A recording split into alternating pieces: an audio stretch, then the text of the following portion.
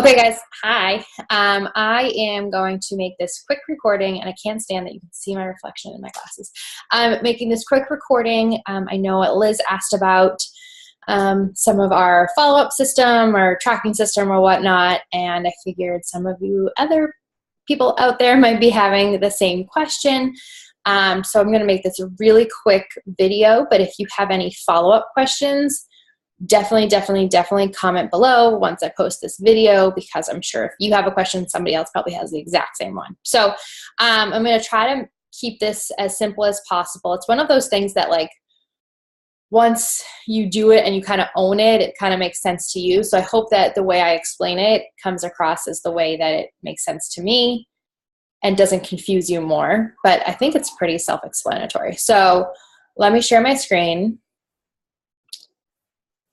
Okay, so like I had said in the chat, I use this Beachbody Excel doc. It's a Google Sheets doc for like my short-term follow-ups and like conversations and whatever's happening like now, or people that I need to follow up in like the next 3 to 4 days. And then I use Asana for like long-term stuff. And it just works for me. I'm going to be at SC14 by the end of the night, and not to toot my own horn, but I think it just works for me. And so I think my biggest advice for you is to try out different things. I've definitely tried out different things. I've tried pen and paper. I've tried Streak, which I still use Streak, but not for this kind of stuff. You just have to, it's trial and error. It's, 50% of this business I can teach you, 50% of this business you learn by doing. You just have to kind of come up with your system. And my system might work for you and it might not. So just play around with it, and if you're kind of looking for a system, then use this and then run with it for like a week, and then you can tweak it and figure out how you want to kind of change things, or just keep running with it if it's working for you. So this I actually don't use anymore, so I'm just going to delete that so there's no confusion. So even though I have this system, I've played around with different ways of using this system, which is why that column was still there. We're always learning. So I have my invite column here and the date that I want to invite them. If I don't end up inviting them that day because I have other people to invite from a different, like from my Facebook likes or my Instagram likes, it's okay. Like I just have an ongoing list and re-invites. So I think of those as two different things. Invite is like the initial invite. Like, we've maybe chatted a little bit. I've asked them about their kind of like their what they're working on in terms of goals and such, but I've never actually invited them to a challenge group. So those are brand new. I strive to do 5 to 10 new invites a day and 5 to 10 re-invites each day.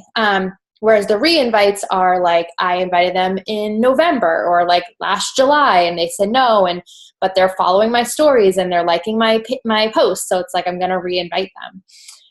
So I think of those as two different lists. The way these people are coming from my story viewers, because people who like my posts, I'm just going to like go through those once a week and invite right from there.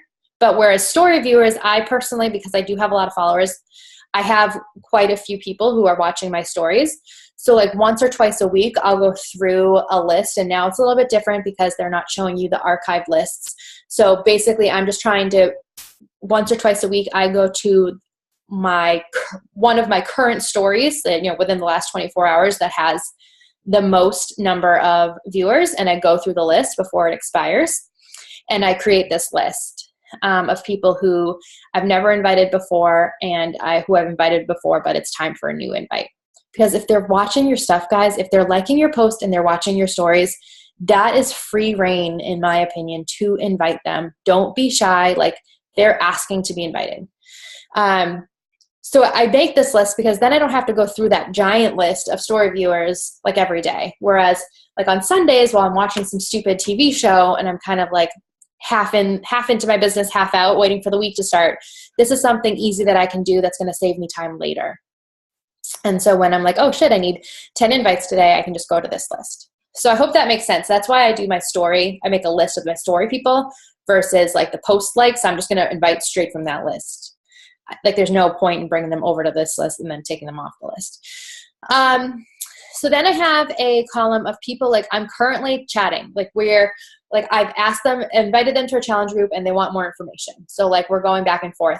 So this is just a list. Like I check this list every day and I go through them just to make sure I'm following up with them. I'm being consistent. Nobody's falling through the cracks. So we might be at different points in the conversation, but like we've gotten past yeah, I'd like more info. And so that's these people. If it's a name, like a real name, it's Facebook. If it's like a funky name, obviously it's their Instagram handle. These are people who I've invited who need a follow-up. So as soon as I send an invite, they go on this list. I don't have like I've already invited them list. Like if I've invited them 3 days later, they go on this list. So you can see 12/17 is 3 days from today because today's the 14th. So these are the 10 new invites that I sent this morning. So they go right to my list for the first follow-up on 2/17.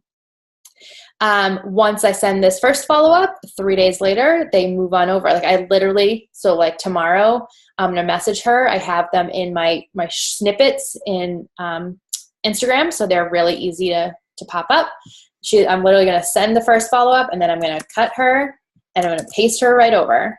And then I'm going to mark this because tomorrow will be 2/15. I'm going to mark it as 2/18. I like to do 3 days. Just works for me in my niche. Same thing. And then once I follow up with these people, they're going to go over to follow up 3 and then I'm going to mark it for 3 days later. So every day I come into here and I look today, obviously today's the 14th and I didn't really have to do much today because follow up 3, there's no 214 people. Follow up 2, there's no 214 people. On follow up 1, there's no 214 people. I did go through these people, just making sure I'm up to date with them. If I haven't talked to them in the last day and a half, I'll message them again. Just because I know they're interested, so I don't feel like I'm being too pushy if I follow up too much. And then I have a list, like if I'm kind of in a rush, I'll just add them to this list to like add to Asana. I try to do it like in the moment so this list doesn't get too long. But basically they come to this column or they go right into Asana if after follow-up 3 they still haven't messaged me and I've sent them that last message that's like, hey girl, how are you? You know, I'd really still love to work together, but it sounds like now isn't the best time. So, you know, let me know. And if I don't hear from you, I'll be sure to message you next month. So then in their head, they're like, shit, if I don't answer her, she's going to message me again next month. So again, Asana is my long-term follow-up. So then they're going to Asana. So then I'm going to bring you over to Asana real quick. And in my Asana over here, all of my, I think they're called projects, right? All of my projects, are categorized by month. And so I have a list of February people, March, April, May, June. Because I'm already talking to people. There might be a note here. Yep. So like you might be thinking like, it's only February. You're going to follow up with this girl in June. Yeah, because I talked to her and she literally said like, you're on my radar. I'm having a baby in May. I should be cleared by June. Follow up with me then. So there's no place for a June follow-up in this document. Like that doesn't make sense. This document is for like this week, the next 3 days. Like these are the people to zero in on. This is like, I'm going to get my taxes back in February. Follow up with me then. I'm having a baby in March. I'll be ready to go by April. Follow up with me then. I'm so crazy. I have work and I'm going to school, but I'm graduating in June. Follow up with me then. Like that's what this is for. So I come into my Asana maybe like twice a week and make sure I'm up to date. If you're not familiar with Asana, it's pretty easy. You'd want to just Google like Asana for Beachbody coaches. I can't remember if I have an Asana video or not, but you just sort it by date.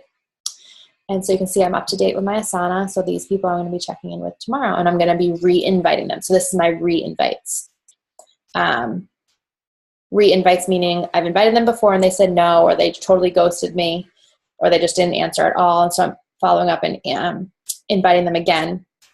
So I'll get them from this, or I'll get them from going through my stories or my posts, and people who are still liking my stuff, but I've invited before and they haven't answered. If it's been a couple months, I'm going to invite them again because I feel like they're intrigued enough to watch my stuff. Like that is a green light to be invited again. I think that's it. So if these are just old projects, don't mind those. I'm just focusing on the month by month. I think that's it. If you guys have any questions, definitely comment in the comments so that I can answer, because I'm sure other people have the same questions. All right. Thanks, guys.